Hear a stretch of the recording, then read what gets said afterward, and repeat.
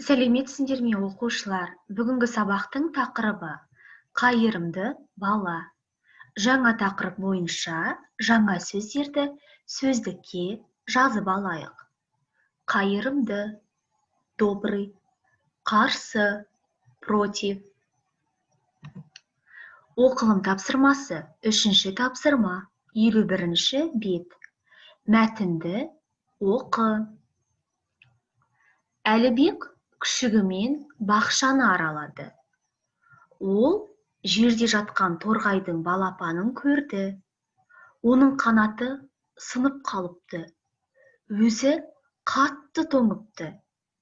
Әлібек торғайды көтеріп алды. Үйіне алып келді. Оған жем берді. Әлібек қайырымды бала. Жазылым тапсырмасы, 4-ші тапсырма, 51-ші бет.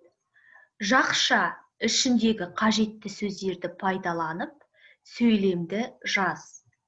Бірінші сөйлем. Әлібек күшігімен қай жерді аралады?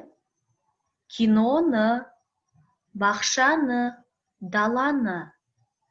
Торғайдың қай жері сынып қалыпты?